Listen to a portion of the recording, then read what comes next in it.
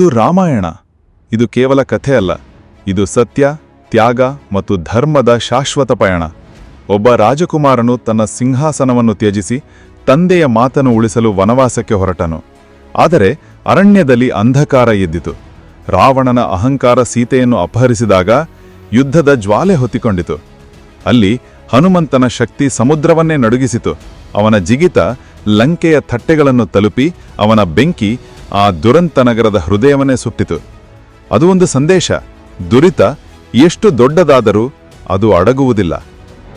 ಅಂತಿಮವಾಗಿ ಯುದ್ಧಭೂಮಿಯಲ್ಲಿ ರಾಮನು ತನ್ನ ಬಿಲ್ಲನ್ನು ಎಳೆದು ದಿವ್ಯ ಬಾಣವನ್ನು ಹಾರಿಸಿದಾಗ ರಾವಣನ ಅಹಂಕಾರ ಧೂಳಿಯಾಗಿ ಕುಸಿದಿತು. ಧರ್ಮವೇ ಜಯವಂತವಾಯಿತು. ಆದರೆ ರಾಮಾಯಣ ಇಲ್ಲಿ ಅಂತ್ಯವಾಗಲಿಲ್ಲ. ಸೀತಾ ಮತ್ತು ಲಕ್ಷ್ಮಣನೊಂದಿಗೆ ರಾಮನು ಅಯೋಧ್ಯೆಗೆ ಮರಳಿದಾಗ ಜನರು ದೀಪಗಳ ಬೆಳಕಿನಿಂದ ನಗರವನ್ನೆಲ್ಲ ಪ್ರಕಾಶಮಯಗೊಳಿಸಿ ಹರ್ಷೋದ್ಗಾರ ಮಾಡಿದರು. ರಾಮಾಯಣ ಕೇವಲ ಇತಿಹಾಸವಲ್ಲ, ಪ್ರತಿ ಕತ್ತಲೆಯ ಸಮಯದಲ್ಲಿ ದಾರಿ ತೋರಿಸುವ ಬೆಳಕು. ಇದು ಜೀವನದ ದಾರಿ.